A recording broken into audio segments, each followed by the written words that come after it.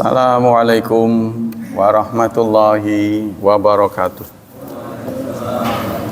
Innal hamdalillah nahmaduhu wa nasta'inuhu wa nastaghfiruh wa na'udzu billahi min syururi anfusina wa min sayyiati a'malina.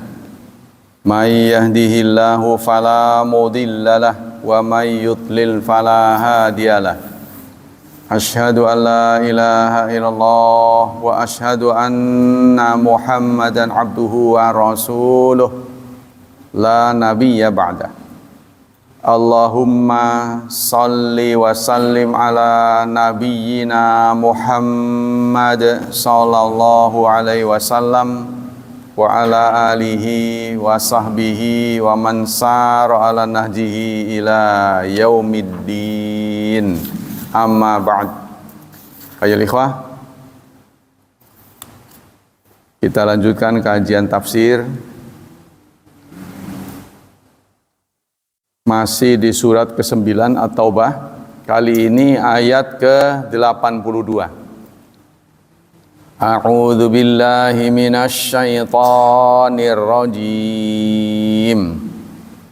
Falyadhaku qalilan walyabku katsiran jazaa'an bima kanu yakhsibun. Falyadhaku, maka hendaklah yadhaku, mereka tertawa, qalilan sedikit, walyabku dan menangis, katsiran banyak, jazaan karena balasan, bima kanu yaksibun terhadap apa yang mereka usahakan. Asy-Syaukani menulis sebagai berikut. Hadzanil amrani maknahumal khabar. Ini adalah perintah. Ya, dua bentuk perintah, tapi maknanya khobar. Jadi kalau perintah kan nyuruh, komando ya, menangislah, ya, qalilan sedikit, tertawalah, tertawalah sedikit, menangislah banyak-banyak, kan nyuruh. Maksudnya bukan begitu, walaupun ini bentuknya perintah, tapi maksudnya berita, ya. Artinya fasayadhakun qalilan, mereka akan sedikit tertawa, walyabku katsiran, dan akan banyak menangis. Kalau mana asalnya yadhaku, falyadhaku asalnya yadhakuna, terus ada L-nya, itu namanya lamul amri. Ya, kalau dalam nahwu lamul amri, sehingga semestinya ada nun, dibuang nunnya. Asalnya yadhakuna, jadi fal yadhaku. Kalau bahasa Jawanya, ora kaya nangis wong iku kabeh semet tuh. Lan ora kaya fal yadhaku, ora kaya gemuyu wong iku kabeh semet. Lan ora kaya nangis wakeh. Jadi ada perintah sedikit menangis, sedikit tertawa, banyaklah menangis. Nah, jadi seakan-akan kan nuansanya perintah, padahal ini berita. Nanti suatu saat, sekarang boleh mereka tertawa-tawa, ya, sedikit menangis. Nanti terbalik, banyak menangis, sedikit tertawa. Karena banyak ketidakberuntungan. Kalau sekarang mereka banyak tertawa, ya, itu menggambarkan banyak senang. Sekarang kan dalam suasana perjuangan, orang-orang munafik, ya, di awal-awalnya banyak tertawa, sedikit menangis. Nanti banyak nangis. Fasayadhaku qalilan, artinya mereka nanti akan sedikit tertawa, walyabku katsiran, dan banyak menangis. Wa innama ji'a bihima ala lafzil amri liddilalati ala anna dzalika amrun mahtum. Kenapa menggunakan perintah? Karena katanya amrun mahtum, perkara yang mesti terjadi. Nah, ketika Islam nanti menang, orang-orang yang dulu tidak terlibat dalam perjuangan ya akan banyak menangis karena mereka hak-haknya dikurangi. Muhammad Rashid Ridha menyampaikan fi hadzal amr biqilatid dhahki wa katsri buka. Pada perintah yang ada di ayat ini ya, isinya adalah sedikit tertawa, banyak menangis. Wujuhud, nah, ada beberapa pengertian. Ahaduha, pertama, wawal mukhtar indana, ini yang menjadi pilihan kami. Anna hadza huwa ajdaru bihim, ini adalah suasana yang pantas untuk mereka. Ya, jadi suasana yang pantas buat orang-orang munafik nanti sedikit tertawa, banyak nangis, banyak nangisnya. Balil wajib alaihim bihasabi ma taqtadihi haluhum. Bahkan wajib bagi mereka seperti itu ya. Jadi kalau dulu saat perjuangan mereka tidak ikut, ya nanti begitu perjuangan ini berhasil, ya mereka tidak akan mendapat banyak keuntungan. Wong dulunya nggak ikut. Nah, sekarang boleh tertawa-tawa, nanti banyak nangis. Wa tastaujibuhu jarimatuhum, dan akan memanen ya kejahatan mereka. Nah, kalau dulu banyak kerewangi musuh di awal-awal perjuangan, nanti ketika kita menang ketahuan mereka. Lau kanu yafqahuna ma fatahu min at-takhalluf wal khilaf, seandainya mereka paham betul apa yang mereka lakukan, yaitu tidak mau ikut takhalluf ya, sehingga mereka ditinggal oleh Rasulullah, tidak disertakan. Wal khilaf min ajrin, apa yang mereka dapat balasan dari tidak ikut perang. Wa ma sayahmiluna fil akhirah min wizrin, itu di dunia, nanti di akhirat mereka mendapat dosa ya. Wa ma yulaquna fid dunya min khizin wa dhur, serta apa yang mereka akan hadapi di dunia, kehinaan. Jadi zaman Rasulullah udah tahu lah kalau kita sama-sama dalam sebuah korps ya, saat kita lagi menderita dia nggak mau ikut. Nah, nanti ketika kita sudah menang, kita jaya, dia pengen bagian, ya kita permalukan lah pasti, malu dia. Ya, fahuwa khabarun fi sighati amr, ini adalah kabar, sifatnya bentuknya perintah, walaupun bentuknya perintah, tapi sifatnya informasi belaka. Sekarang mereka boleh tertawa, nah, gitu ya, nanti akan nangis. Yang kedua, anna hadza ma yakun min amrihim fid dunya, inilah kondisi mereka di dunia, tertawa-tawa ya, mengejek orang yang beriman. Nanti di akhirat mereka akan menangis. Falan yati walahum fi aisyun ba'da'an hatakal wahyu astarahum, nanti mereka hidupnya tidak akan senang setelah turun wahyu yang memberitahu ya penyakit hati mereka. Nah, nanti kalau wahyu turun memberitahu keadaan yang sebenarnya, mereka akan menderita. Wa kashfa aurahum, dan akan menyingkap aurat mereka, borok-borok mereka, niat-niat jahat mereka akan terungkap. Wa amara rasul wal mu'minun bi muamalatihim bima yaqdihi nifaqhum. Allah ya Rasulullah menyuruh agar tetap interaksi dengan mereka dengan cara yang baik.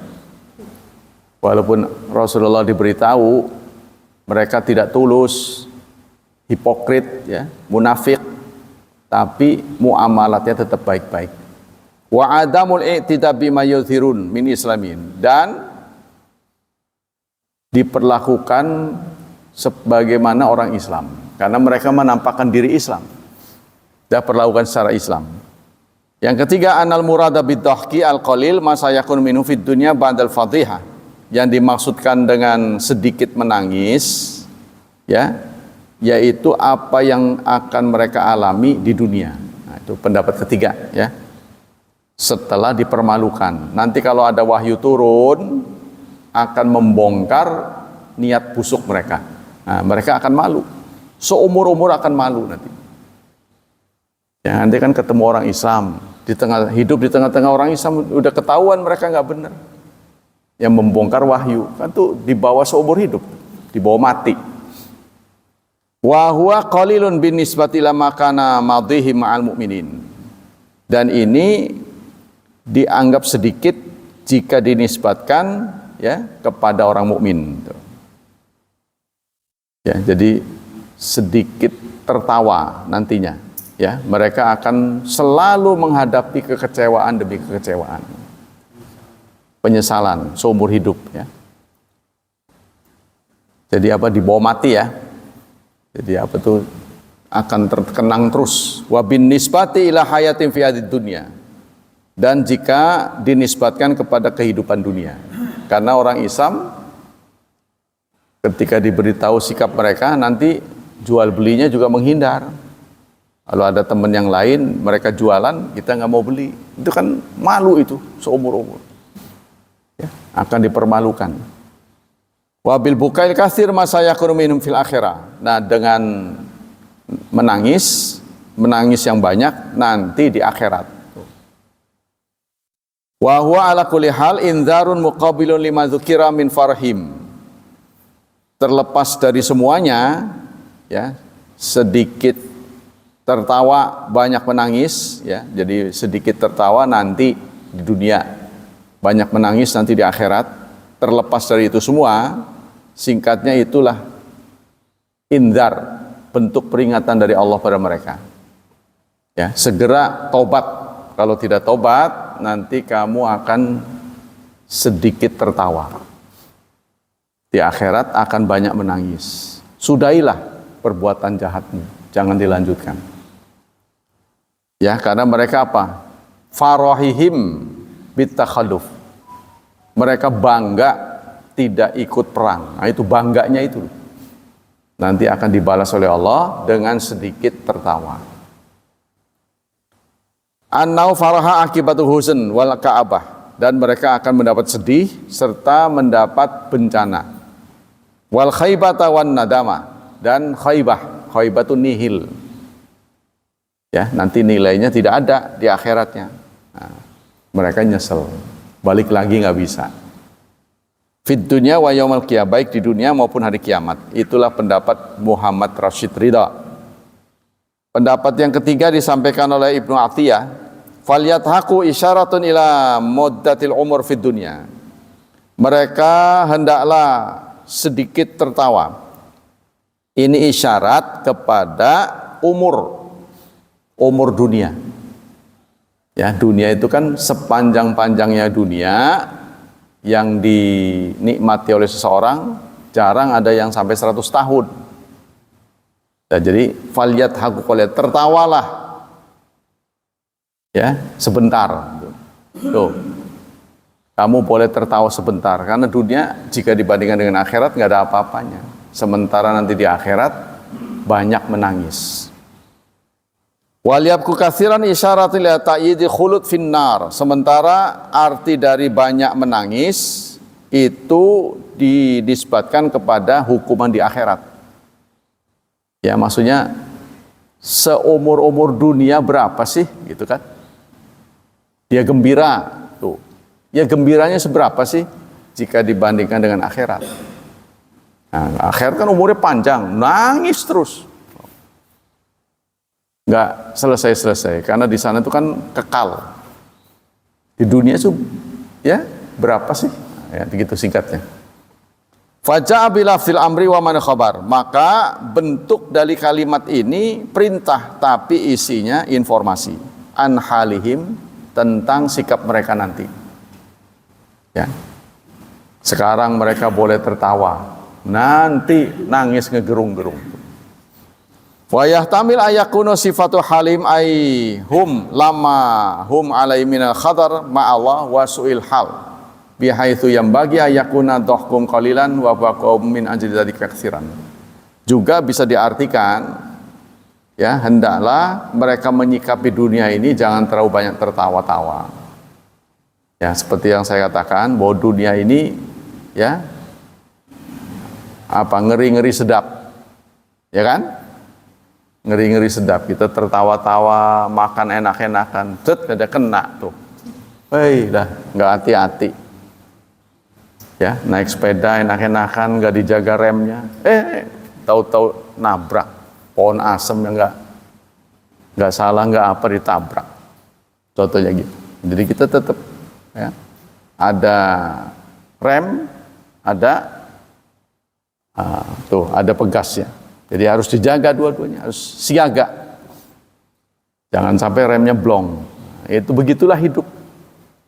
Ya, tidak boleh diumbar begitu saja. Menikmati semua hidup. Awas, di tengah-tengah kenikmatan ada hukuman. Ya, begitu juga di dalam musibah nanti akan ada kenikmatan. Hadis-hadis berkaitan dengan banyak menangis.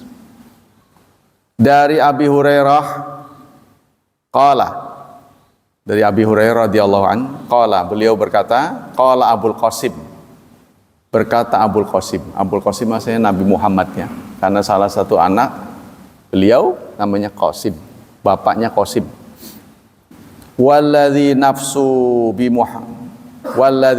Muhammad biyadihi, demi zat yang jiwa Muhammad ada di tangannya. Lau ta'lamun, seandainya kamu tahu, ma'a'lamu, apa yang aku tahu, seandainya kamu ngerti seperti aku, labakaitum kasiran, kamu akan banyak menangis.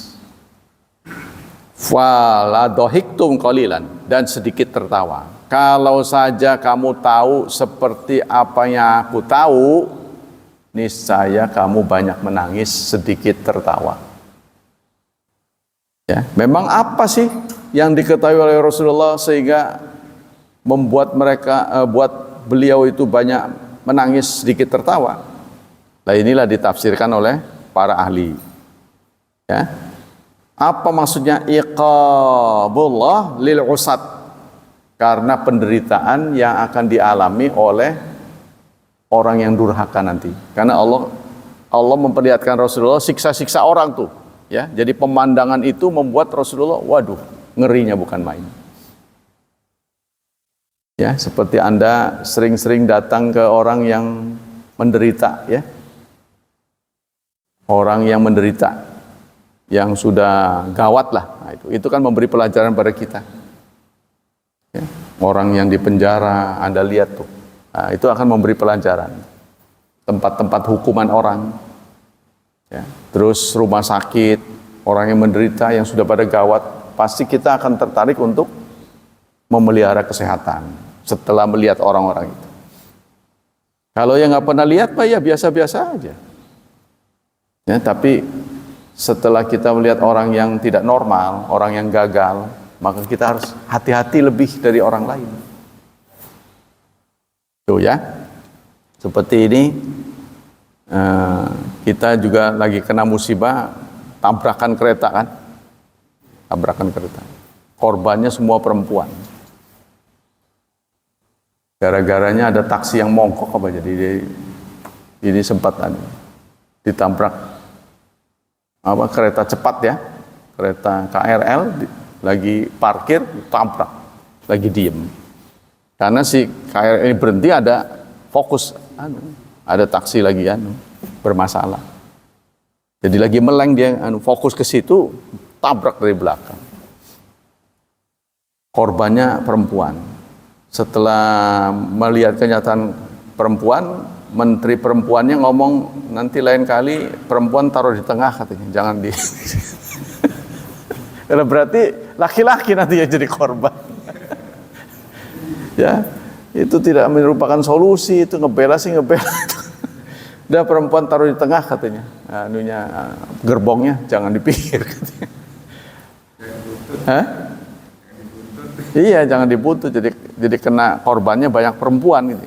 Ya ngebela sih ngebela, ini gara-gara nggak ada menteri laki-laki nih. Ya, kalau ada menteri urusan laki-laki pasti, weh jangan kayak begitu. Dibelain perempuan. Bagaimana menurut seorang penafsir Tibi? Qaulu law ta'lamu ma'alam ai iqaballahu li'usat wa syiddatil munaqasa. Itu qala Ibnu Battal lama lam ya'lam ahadun ka ilmin nabi lam yakhsha ka khasyati. Karena banyak atau tidak ada satupun umat Nabi Muhammad yang tahu seperti taunya Nabi, maka umat Nabi tidak ada yang takut seperti takutnya Nabi. Seperti yang saya pernah sampaikan, ilmu ada dua, ilmu dunia dan ilmu akhirat. Kalau seseorang menguasai ilmu dunia, itu menyebabkan berani. Ya, contohnya kita tahu ilmu tentang kelistrikan, kita megang-megang mah biasa aja. Ketimbang orang yang nggak tahu, oh ya nyetrum, enggak itu kan, berani dia. Tentang las, kepeltikan kok dia, enggak itu, asal tahu ininya. Itu ilmu dunia. Tapi kalau ilmu akhirat, semakin tahu, semakin takut. Akhirat tuh, Anda ngaji terus, dibandingkan dengan yang nggak ngaji, santai aja ada azan. Kita memberingsang, kan? Nah, hati kita itu pasti meronta-ronta. Ngomongi diri kita, gimana kamu ini belum sholat ini, kan gitu kan? Hati kita ngomongi kita gitu loh. Begitu juga kita ketika biasanya disiplin, waktu tertentu pas kesiangan, pasti kan menyesali diri sendiri. Aduh, gimana saya ceroboh, ngomel pada diri sendiri. Kalau yang nggak ngaji mah, ya mesem-mesem aja, biasa pun, nggak merasa berdosa, karena dia nggak tahu. Ya, nah ini jadi ilmu akhirat tuh semakin tinggi semakin membuat orang takut. Nah, maka itu Allah menyatakan innama yakhsyallaha min ibadihil ulama. Sesungguhnya yang takut kepada Allah adalah ulama. Ulama itu orang yang berilmu. Ulama bentuk jama dari alim. Alim itu orang yang berilmu. Makin ngaji makin takut. Nggak sembarangan pada orang lain. Ketika kita jadi bos, kita tidak memperlakukan seenaknya karyawan kita, ya kan? Beri upah mereka sebelum keringatnya kering, kan begitu. Ustadz pada ngomong, waduh, iyalah, jangan ditunda-tunda, kan begitu. Kalau kita jadi bos, kalau kita jadi pengusaha, kita pasti cenderung untuk jujur, berkata apa adanya terhadap produk yang kita jual. Awas nanti di akhirat kalau bohong mah nanti wailul lil mutaffifin. Oh begitu, ancaman terus, terngiang-ngiang. Ya, tapi yang nggak ngaji, santai-santai aja. Mang timbangane kok sing bener sih. Wis biasa mungkin. Biasa. Dinasihatin timbangan kurang biasa. Padahal kita yang ngaji wailul lil mutaffifin. Mutaffifin kan sebenarnya itu bukan curang, Pak. Ngutil. Tahu nggak ngutil? Ngutil itu nggak banyak-banyak. Ya dikit gitu. Seperti orang jualan, ya berapa gram gitulah. Nggak anget ya bahasa sini itu, nggak anget. Karena digandulin gitu kan. Ada gandul. Slaur apa? Dianggapnya nggak apa-apa. Nggak pas tuh kan. Ngutil, mutaffifin tuh. Jadi bukan, kalau banyak kan mencuri namanya, ini mengutil. Makanya mutaffif. Kalau banyak mencuri, kalau kita memanfaatkan milik orang lain tanpa izin namanya gosop. Contohnya pakai sendal, belum ketahuan pemiliknya. Apa dia izin apa enggak? Main samber aja. Lah nanti juga minta maaf paling. Itu namanya gosop dengan niat dikembalikan. Jadi benda yang kita ambil niat dikembalikan, itu namanya gosop tanpa izin. Tapi haram, Haram. Makanya nanti di hari apa kan ada hari Jumat tuh. Wudu ada yang haram kan? Kan selama ini kan kita dengarnya wudu wajib, sunnah, tapi ada wudu yang haram. Kalau Anda belum memastikan air yang Anda pakai itu halal apa enggak. Contohnya, wih keran orang dipakai. Keran orang lain kan di sini kan dulu zaman Covid kan pasti muncul semua tuh, ya kan? Masih tersisa sekarang belum ditutup. Main buka aja pure, nggak izin lagi. Haram hukum. Harus minta permisi dulu. Boleh saya pakai? Oh boleh. Tuh. Kalau di ruang guru, saya banyak bicara guru karena saya guru ya. Nah, biasanya di atas meja suka ada snack-snack tuh. Tapi siapa yang punya ini? Tahu-tahu ngegeletak di situ kan? Kita harus cari tahu dulu pemiliknya siapa. Ini punya siapa Pak? Boleh saya makan? Oh boleh gitu. Gimana? Oh iya boleh. Iya boleh. Boleh. Iya. Maka itu ada orang yang sampai detail tentang ini ngecas tuh. Ngecas HP di kantor. Ini harta kantornya milik siapa? Iya kalau Pak Hilman punya rumah ya ngecas aja lah. Itu mah punya Pak Hilman. Ini di kantor loh, kantor negara. Kalau kantor perusahaan swasta sih enak kan, pemiliknya tunggal kan, ya udah, ya bos sudah kasih gitu kan. Tapi kalau negara ini kan izin negara berarti kan. Diizinkan nggak? Walaupun sedikit orang yang pengen kan, waroi kan. Nah, waroi itu kan dihadapkan pada halal dan haram. Ternyata ya pelajaran kita ini berkali-kali itu cukup efektif loh. Saya mendengarkan banyak penceramah itu belum bisa ngebedakan waroi dan zuhud. Masih acak-acakan. Efektif loh kita meneliti begitu. Jadi waroi itu adalah dua benda, satu halal, satu haram. Kita ingin memastikan halal apa tidak. Itu waroi. Ya kan? Kita memastikan halal apa haram, itu namanya waroi. Jadi kalau kita dihadapkan halal apa haram, itu waroi namanya. Nah, kita memilih yang halal. Contohnya? Ya. Kita kan masuk ke toilet umum. Ya. Suka ada sabun. Kita kan nggak tahu pemiliknya nih, tapi umum nih. Tapi kita berprasangka baik aja. Pakai aja mungkin orang ini sedekah, kita manfaatkan. Di tempat umum? Iya. WC umum misalkan kan ada sabun nih. Ya itu memang udah bebas dipakai. Kita kan berprasangka baik aja lah. Orang itu sedekah buat orang yang masuk. Kalau di tempat umum berarti untuk umum itu mah memang disediakan. Seperti sandal kan ada tulisan DKM. Oh ini DKM. Suka ada tulisan itu kan. Sandal masjid itu kan. Nah, berarti dikembalikan lagi ke tempat. Yang kecil-kecil ya. Yaitu memang orang menganggap begitu aja dipersoalkan. Ini bagi orang yang waroi. Ini kan untuk orang yang waroi, orang yang hati-hati. Ya. Kalau ini Ustaz yang natiku, kalau yang itu kan ada ketahuan ya. Dan perkembangan. Kita yang beli dikurangin itu efeknya kita. Ya kalau kita nggak tahu sih nggak apa-apa. Tapi kalau kita tahu kita harus tegur. Jadi kita merasa korban yang dicurangi pun melihat tindakan itu tidak boleh. Mang yang benar sih timbangnya. Itu kan? Tuh, harus transaksi itu harus fair. Contohnya kita bertransaksi jasa ojek itu harus dipastikan dulu berapa. Anda akan bawa saya ke terminal Seruni berapa? Soal kita nanti mau ngasih tuh beda itu mah. Yang penting itu transaksi dulu berapa. Nah, setelah disetujui sekian, namanya ijab qabul.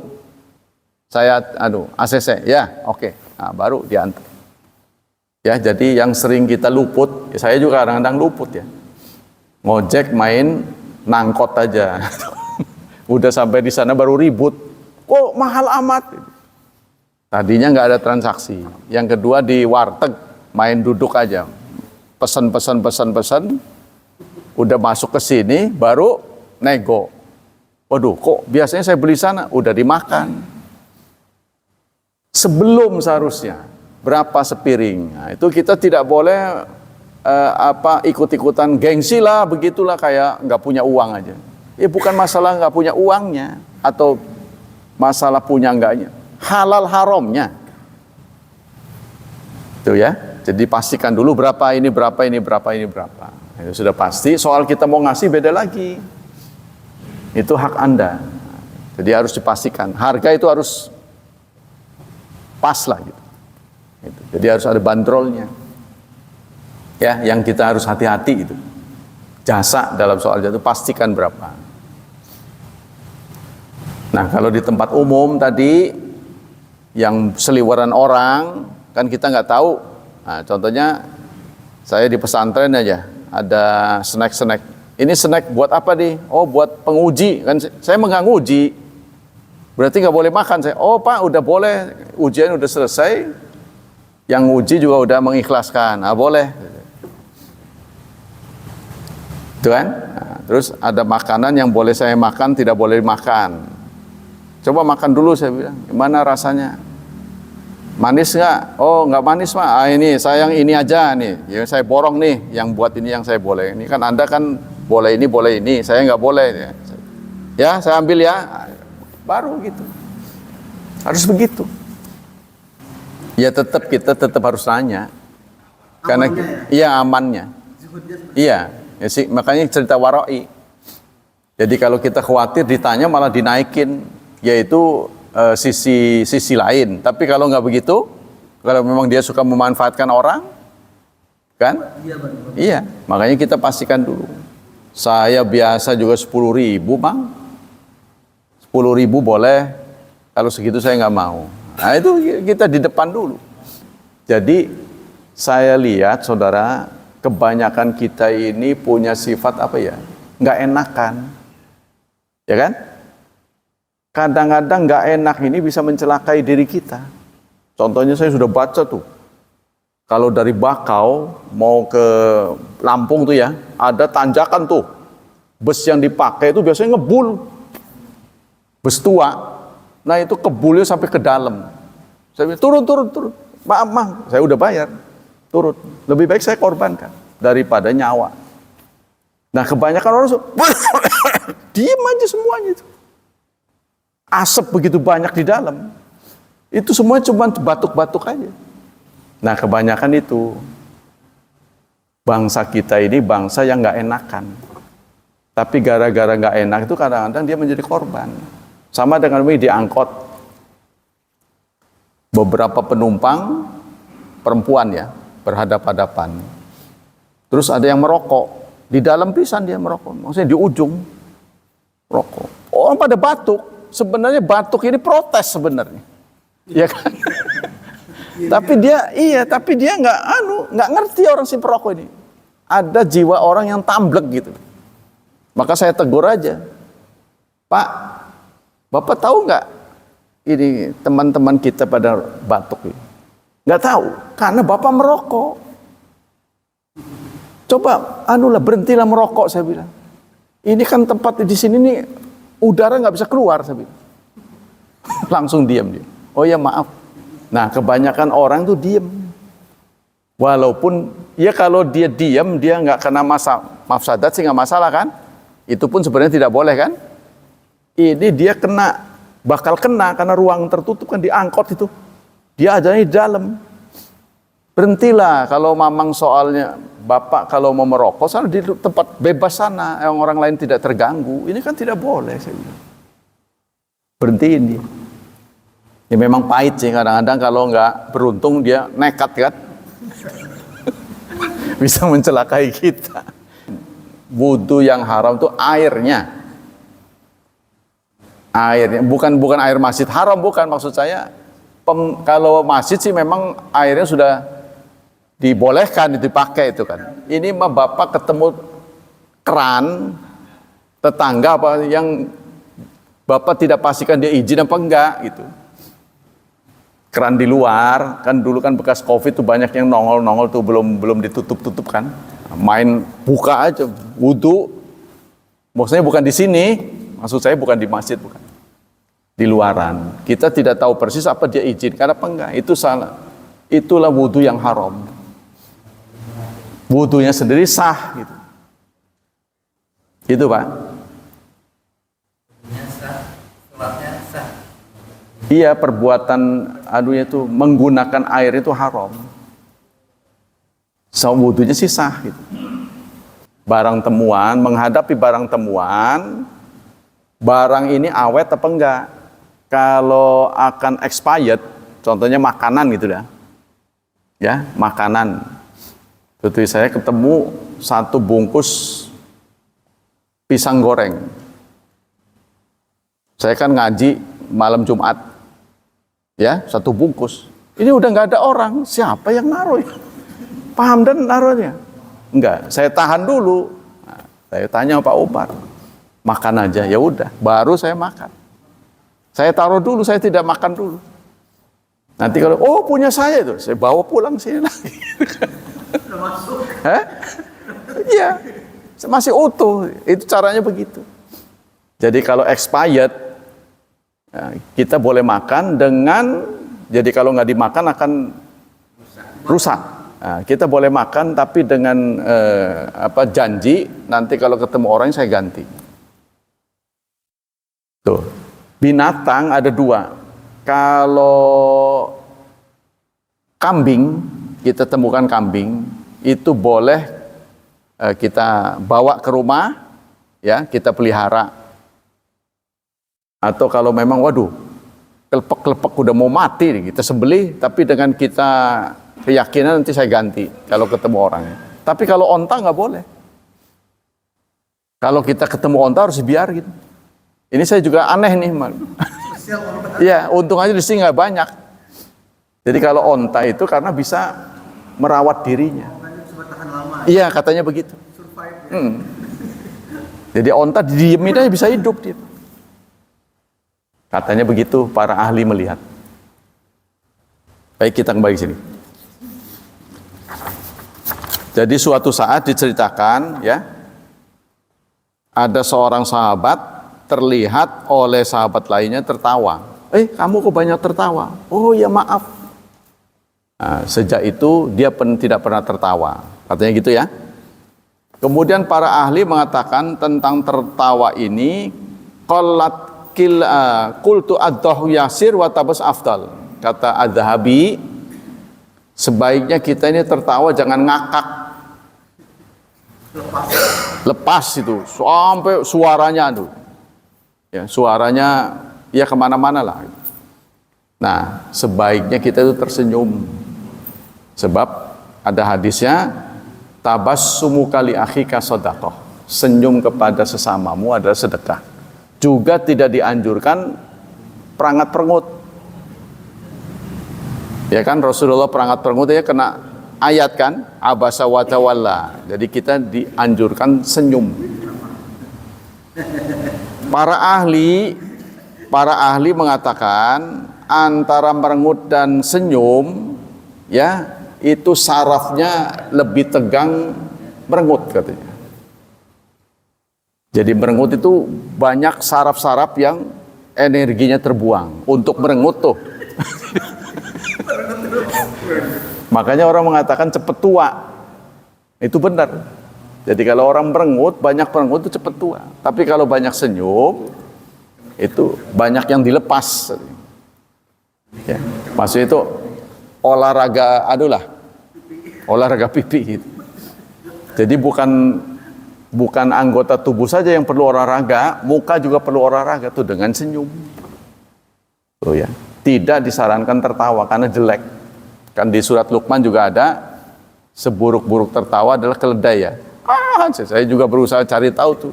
Oh jelek, memang jelek. Coba Pak Ilman buka-buka itu. Keledai tertawa gitu. Coba dengar suara memang jelek gitu. Kan ada tuh. Inna saya lupa ya. La sautul hamir. Inna angkara aswat la sautul hamir. Surat Luqman. Sesungguhnya suara yang paling mungkar, paling gak enak didengar adalah suara keledai. Nah ini kan pernyataan dari Quran. Anda harus cari keledai itu. Tonton tertawanya tuh. Iya, jelek. Ya susah lah dia. Makanya tuh di anunya. Ya itu di video adanya. Coba lihat di searching di YouTube. Keledai, ringkikan keledai gitu. Sebab Allah menyatakan seburuk-buruk suara adalah ringkikan keledai. Bagusnya senyum. Tuh. Ya, jadi kata di sini sih baina tarafain. Nah, yang paling tepat adalah wasat, menengah. Jadi lawan dari tertawa kan merengut, ya, senyum tuh merengut. Nah, tidak baik merengut. Fala ghulu fi tarkid dhahki wa tabassum. Begitu juga jangan keterlaluan dalam tidak tertawa. Keterlaluan, perangat perengut. Ya. Wa tabassum, tidak tertawa, tidak pernah senyum, dan mulazama ingkibat, dan selalu merengut. Ingkibat itu menarik mencucu itu. Kalau bahasa Jawanya. Manyun. Wala ikthar minad dhahki hatta yastaghira hayatul mar'i. Begitu juga jangan terlalu kebablasan tertawa sehingga dimanapun ketemu orang terkesan tertawa-tawa terus. Jadi kalau kebanyakan tertawa nih kayaknya orang aneh gitu. Ya kan? Tidak tertawa juga aneh. Jadi menengah katanya. Kata ulama ini menengah. Ya. Sebab Rasulullah juga mengatakan fakanal ghalibu alai tabassum, karena kebanyakan sikap Rasulullah senyum. Ya, sehingga ada hadisnya tabassumu kali akhika sedekah. Senyum kepada saudaramu adalah sedekah. Secara falsafah, saudara, saya pernah katakan kalau kita ketemu teman nggak senyum, kita itu curiga. Pasti ada aja itu tanda tanya. Kenapa ya? Itu. Jadi nanti salah tafsir. Akan terjadi salah tafsir. Tapi kalau kita senyum, hilang kesan seperti itu. Maka itu yang dipublikasikan itu salam. Ya, salam dan senyum itu menghilangkan kecurigaan. Jadi orang ngeliatin aja, mungkin dia pangling ini siapa, kayak kenal, kayak enggak gitu kan. Assalamualaikum, hilang tuh dia. Ya, ya, kecuriganya hilang. Assalamualaikum, gimana Pak kabarnya? Saya suka begitu, istri nanya, siapa Pak? Nggak tahu saya juga pokoknya. Kenapa kamu begitu? Kan dia suka ngeliat aja. Dia ngeliatin, Assalamualaikum. Bapak di mana Pak sekarang? Kan kita juga kadang-kadang nggak ingat ya. Siapa orang ini? Iya. Jadi kita pengen cari tahu ingatan kita, siapa orang dia? Bapak sekarang tinggal di mana? Kan saya tetanggamu. Wah iya. Sama tetangga aja nggak ingat. Kadang-kadang begitu tuh. Iya, udah mulai ingatannya kurang ya. Nah itu pesan dari para ulama, jangan terlalu banyak tertawa, ya, lebih banyak tersenyum. Begitu juga jangan merengut.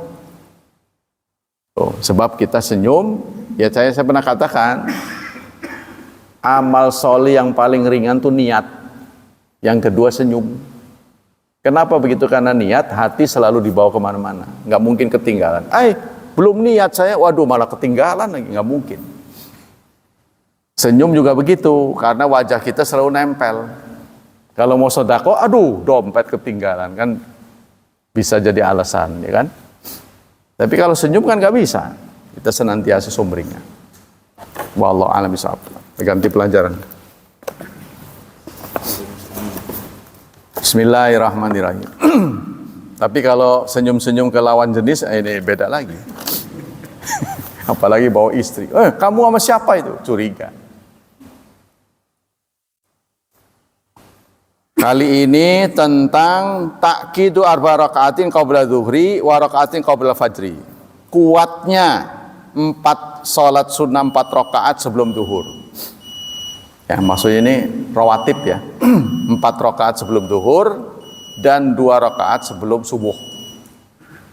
Dari Aisyah qalat innan nabiyya kana la yadau arba'an qabla zuhri. Dari Aisyah beliau berkata Nabi tidak pernah meninggalkan 4 rakaat sebelum zuhur. 4 rakaat itu dijalankan 2-2 ya.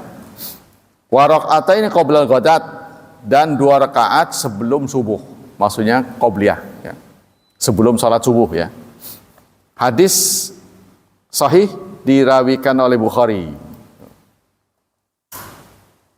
Qultu li ana sama Hamid bin Mina Muntashir Ibnu Aisyah sabitun walidha ja Daraqutni fil ilal minal masjid fit mutasir sanad al hadis makhrajun fil minnatil kubra. Hadis ini juga dicantumkan dalam minnatil kubra. Ya, hadis ini sahih. Rasulullah diberitakan oleh Aisyah tidak pernah meninggalkan 4 rakaat sebelum zuhur dan 2 rakaat sebelum subuh. Tuh, itu yang diamati oleh Aisyah sehingga ini kuat sekali. Ya. Tapi kalau musafir katanya para ulama mengatakan kalau safar ada 3 sholat yang tidak pernah ditinggalkan. Ya, oleh Rasulullah 2, yaitu sholat witir dan 2 rakaat sebelum subuh walaupun safar. Ya, sholat sunnah yang tetap dilakukan oleh Rasulullah itu witir dan sholat 2 rakaat sebelum subuh. Kalau untuk orang biasa ditambah duha. Aisyah pernah menegur Rasulullah, kenapa Anda kadang duha kadang enggak? Pernah ditegur. Kalau saya tidak melakukan duha, khawatir kalau terus dilakukan nanti umat mengira duha itu wajib. Lalu Aisyah menyambut wa ana usabbihuha. Aisyah menyambut sabda Rasulullah dengan mengatakan kalau saya mau terus-terusan lah. Wa ana usabbihuha. Kalau usabbi itu maknanya bertasbih. Tasbih kan terus-menerus. Saya akan terus melakukannya ya Rasulullah. Beliau diam. Nah, berarti untuk umatnya ya duha itu tetap dianjurkan. Apa tujuan duha? Pernah saya uraikan bahwa pada diri manusia diberi nikmat oleh Allah 360 sendi katanya. Kita punya sendi ini 360 katanya. Ya, seluruh tubuh. Cukup 2 rakaat sebagai retribusinya. Nah, tapi kalau mau sempurna minimalnya itu 4. Banyaknya berapa? Maksimalnya 8. Sholat duha itu 8. Maksimalnya. Menengahnya 4. Minimalnya 2. Nah, jadi 2 itu sudah retribusi lah singkatnya. Retribusi kita diberi sehat. Ya. Kepala tengok kanan, tengok kiri. Menengadah ke atas, dingkluk bisa. Begitu bermasalah aja bantal disalahin. Wah, salah bantal. Ya, enak kan? Sehat tuh enak. Hadis berikutnya, istibabu 4 rakaat ba'da zawal qabla zuhri. Ini masih sama, dianjurkan 4 rakaat setelah zawal sebelum zuhur. Dari Abdullah bin Sa'ib, anna Rasulullah kana yusalli arba'an ba'da an tazula syamsu qabla zuhri. Dari Abdullah bin Sa'ib, Rasulullah salat 4 rakaat setelah matahari tergelincir sebelum zuhur. Ya, sudah masuk zuhur sebelum salat wajib. Ini tadi sama. Waqala, tapi ada tambahan kata-kata dari Rasulullah. Innaha sa'atun. Tuh. Ya. 4 rakaat sebelum zuhur adalah saat. Saat apa? Saat mujarab. Kalau Rasulullah sa'atun. Ya. Saat tuftahu fiha abwabus sama. Saat dibukanya pintu langit. Jadi ketika pintu langit dibuka artinya apa? Doa kita mustajab. Tembus ke langit. Wa ahabu ayas adali, dan saya ingin, kata Rasulullah, ayyas adali fiha amalun soleh, amal solehku naik. Tuh, ya, jadi ketika pintu langit dibuka, Rasulullah suka melakukan amal kebaikan, nanti diterima langsung. Jadi tidak ada portal lagi. Wal khulasa fi ma fi takrib sudukun. Wal hadis ya dulu arsibabi arba'an zawal. Hadis ini menunjukkan dianjurkan 4 rakaat, ya. 4 rakaat dua-dua maksudnya, ya. Setelah masuk sholat zuhur. Wa hiya ghairu sunnati zuhur qabliyah. Tapi kalau menurut penulis buku ini beda dengan sunnah zuhur qabliyah. Berarti ada tambahan lagi. Ya, qobliyahnya jojong, ini sebelum qobliyah katanya. Lah, enggak cukup waktu. Iya, setelah azan tapi sebelum qobliyahnya. Jadi qobliyahnya jojong. Tambahan. Ya. Tapi kalau kita menjalankan ini kayaknya ketinggalan lah. Ini maksudnya 4 rakaat ini, kata penulis buku ini. Hadis ini menunjukkan dianjurkan melakukan 4 rakaat setelah masuk zuhur. Udah waktu, tapi sebelum sholat zuhur. Ini bukan sholat zuhur qobliyah. Di luar, berarti ada tambahan. Ya, kalau dari Aisyah itu, aku menyaksikan tidak pernah Rasulullah meninggalkan 4 rakaat sebelum zuhur. Kalau ini ada tambahan lagi. Kenapa? Karena waktu itu pintu langit dibuka. Saya ingin memperbanyak amal soleh. Qala Turmudi wa hiya bab wa fil babi ala an Aliin wa Abi Ayyub. Qultu wa amma haditsu Ali fa rawahu Ahmad wa Turmudi wa Nasai wa Ibnu Majah wa ghairihim anna nabiyya kana yusalli arba'an qabla zuhri. Bahwa Nabi melakukan salat 4 rakaat sebelum zuhur. Idza zalatis syamsu, setelah tergelincir. Maksudnya setelah masuk sholat zuhur, beliau melakukan 4 sebelum sholat wajib, gitu maksudnya. Wa raka'ataini ba'daha, dan 2 rakaat setelah zuhur. Ya. Wa huwa haditsun hasan, sabaqa takhrijuhu fi babi majaa min tatawi Nabi bin Nahar. Ini sudah disampaikan tentang rawatibnya Nabi. Tuh, katanya gitu. Nanti akan kita bahas lagi dalam kitab yang lebih luas. Ini hanya dikit-dikit aja. Babu majaa fi sunnatil asr. Sekarang tentang sholat asar, sunnah asar.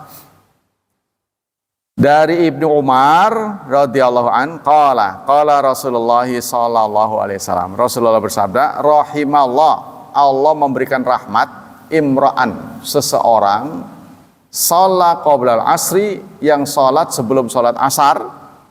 Ya, maksudnya qobli asar, arba'atan, 4 rakaat. Tapi 4 rakaat sebelum asar ini, karena ada hadis-hadis lain, ya, yang promo dari Rasulullah, barang siapa yang menjaga 10 dan 12 lain, ada kan? Ada 2 versi. Maka dimasukkan oleh ulama, 4 rakaat sebelum asar ini adalah ghairu muakkad. Ya, ada beritanya. Jadi siapa sih yang menentukan kuat tidak kuat? Itu karena pengamatan. Ya, para sahabat melihat Nabi jarang meninggalkannya, berarti kuat itu. Contohnya gitu. Tapi kalau Rasulullah kadang melakukan, kadang enggak, berarti turun derajatnya. Jadi ini sama ijtihad. Hadis ini hasan. Wal hadis fi musnad Abi Daud atau Yalisi. Qultu, itu banyak ya.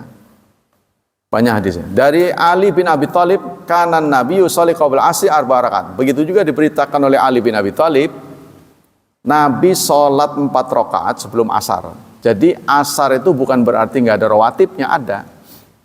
Ya, tapi setelahnya nggak ada. Asar mah ada sebelumnya 4 rakaat. Yufasil bainahuma bitaslim, yang dipisah dengan salam. Artinya dua-dua ya. Alal malaikatil muqarrabin. Wa man tabi'ahu minal muslimin wal muslimat. Nah, ini dilakukan oleh malaikat juga. Malaikat juga turut melakukannya. Ya. Dan diikuti oleh orang yang mukminin dan mukminat. Dari Ali bin Abi Thalib anna Nabi kana yusalli qabla asri rakaatain. Tapi di hadis yang lain Rasulullah salat sebelum asar 2 rakaat. Tuh ya. Jadi ini kenapa disebut ghaira muakkadah, yaitu tadi karena Rasulullah kadang melakukan, kadang enggak. Karena yusalli qabla asr rakaatain ay ahyanan, kadang-kadang Rasulullah melakukannya 2. Fala yunafi ma taqaddama min arba. Hadis ini tidak bertentangan dengan hadis yang mengatakan 4. Ya, karena ini bebas. Jadi ada amal-amalan yang longgar, ada yang ketat, ada yang wajib. Kalau wajib nggak bisa ditawar, kan? Wa min jihatil ikhtilaf fi riwayat syarat takhir. Karena ada hadis-hadis yang lebih dari 1, maka ini kita diminta takhir, boleh memilih. Tuh. Bainar arba warakatain, antara 4 atau 2, ya, jam'an bainar riwayat, mengumpulkan di antara riwayat. Jadi ada juga perilaku para ulama yang mengatakan ya sudah, karena Rasulullah kadang 4 kadang 2, Anda juga begitu, kadang 4 kadang 2, mengikuti ya, gitu. Ya, sama dengan doa istiftah setelah kita baca setelah takbir sebelum Fatihah, kan namanya doa iftitah. Rasulullah kadang baca Allahumma ba'id, kadang-kadang wajah tuh. Ini yang benar yang mana ini? Kan kita bertanya-tanya, yang benar yang mana? Nah, Rasulullah ternyata kombinasi, kadang ini, kadang itu. Jadi sunnahnya gimana? Sunnahnya juga kita kombinasi. Sehingga suatu saat ada guru yang salah, mengatakan pokoknya kalau tidak Allahumma ba'id nggak benar, nggak ngerti riwayat itu, Pak. Rasulullah kombinasi. Begitu juga membasuh anggota tubuh, ya, itu tidak selalu 3 kali. Tuh, membasuh muka, tangan, kaki, itu tidak selalu 3 kali. Cuma para ahli tidak pernah menyaksikan Rasulullah membasuh lebih dari 3 kali. Tuh, jadi maksimal 3 kali. Cuma tidak selalu 3 kali, kadang sekali. Para ahli mengatakan, kenapa bisa begitu ya? Boleh jadi Rasulullah nggak batal. Contohnya dari maghrib ke isya, ya kan? Wudunya nggak batal, tapi wudu lagi, karena wudu itu sunnah untuk setiap sholat. Walaupun kita nggak batal, apalagi batal. Kalau batal mau jadi wajib, ya. Jadi pada maghrib kita sudah sholat, nggak batal, masuk isya, sunnah kita berwudu. Nggak wudu nggak apa-apa, sunnah. Nah, mungkin Rasulullah meringankan, tidak terlalu banyak yang dibasuh, boleh jadi karena beliau tidak batal. Gitu kata para pengamat. Tapi ini juga pengamat, namanya ijtihad, ya. Jadi kenapa Rasulullah kadang begini, kadang begitu. Jadi kalau ditentukan begini, nanti umatnya berat. Ketika tidak bisa memilih, dia nggak ada pilihan, jadi sesek. Contohnya, sholat harus berdiri. Kalau suatu saat kesehatan yang terganggu nggak bisa berdiri, udah dia nggak bisa sholat berarti. Bagi yang nggak bisa, boleh duduk, gitu kan. Nah, itu ibadat mahdo itu harus menetapi 6, ya kan? Pernah saya sebutkan, serba pas. Kalau kita ba'da wudu, biasanya sudah wudu, lalu kita menjumpai waktu-waktu yang dilarang. Boleh apa enggak? Kalau itu masuk kategori sebab. Kan kita sebabnya wudu tadi. Sama dengan masuk masjid. Kita masuk masjid setelah subuh begini nih. Kita tadinya sholat subuhnya di mana, itu kan? Nah, katakan di Mukaromah. Kita mau ngaji ke sini, udah sholat subuh di sana, masuk. Berarti dia sunnah tahiyatul masjid. Karena dia masuk, kan itu waktu terlarang, ya karena dia sebabnya masuk. Nah, begitu juga wudu, karena dia sudah wudu, nah, sebabnya wudu. Itulah konsistensi yang dilakukan oleh Bilal. Ya, Rasulullah pernah menegur Bilal, apa sih amalan yang sering kamu lakukan? Kok saya dengar suara terompahmu di depanku? Tuh, kan kalau Bilal diganti nama kita kan enak tuh. Pamul kok, aduh, suara mandeberak gitu kan, ya kan? Kan dipastikan masuk surga itu berapa juga harta kita boleh jual. Kok saya dengar terompahmu di depanku? Oh begini ya Rasulullah, saya membiasakan kalau batal wudu lagi. Tuh, beliau begitu dua tuh.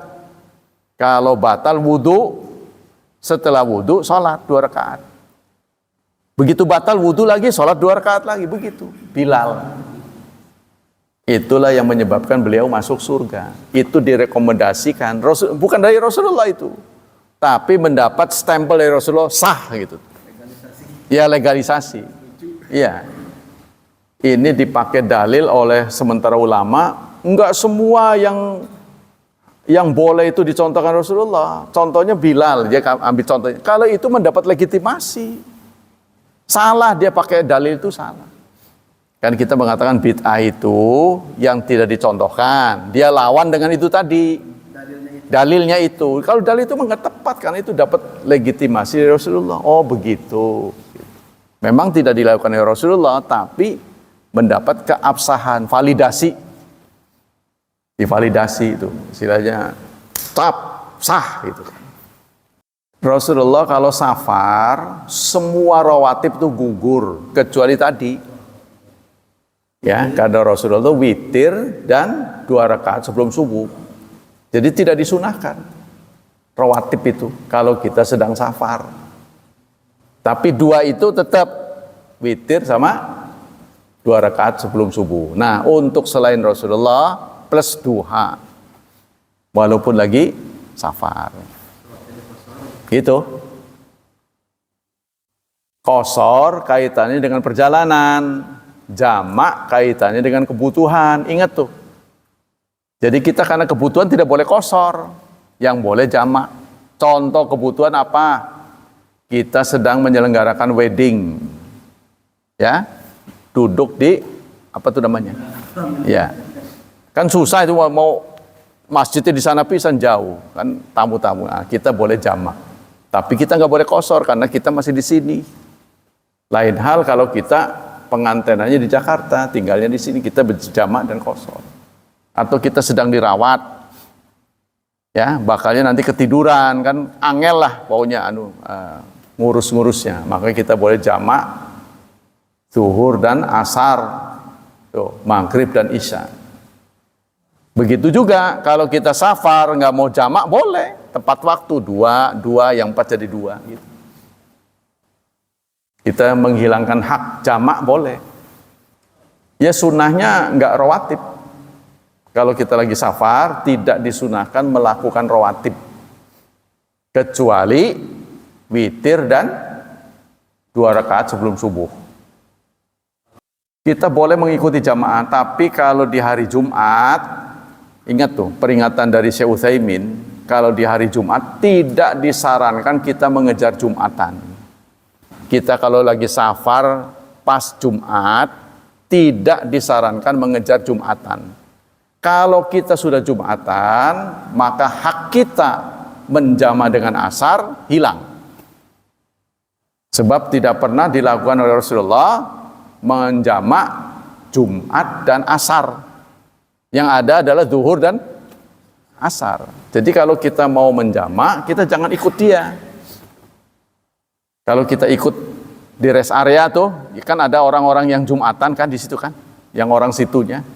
Kalau kita sudah keburu Jumatan, kita nggak boleh jamak dengan asar. Sebab tidak pernah ada riwayat Rasulullah menjamak Jumat dan asar. Yang ada adalah zuhur dan asar.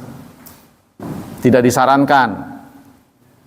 Baik, demikianlah hadirin hafizani hafizakumullah kajian pagi ini. Semoga Allah Subhanahu wa taala melipat gandakan pahala kita. Semoga Allah tetap menjaga dan melindungi kita dari wabah dan fitnah, dari syubhat dan syahwat. Dan kita senantiasa berdoa untuk anak-anak kita. Semoga mereka dimudahkan hidupnya, diberkahi, serta ditakdirkan Allah menjadi hambanya yang saleh dan salihat. Subhanakallah wa bihamdika asyhadu an la ilaha illa anta astaghfiruka wa atubu ilaik. Wassalamualaikum warahmatullahi wabarakatuh.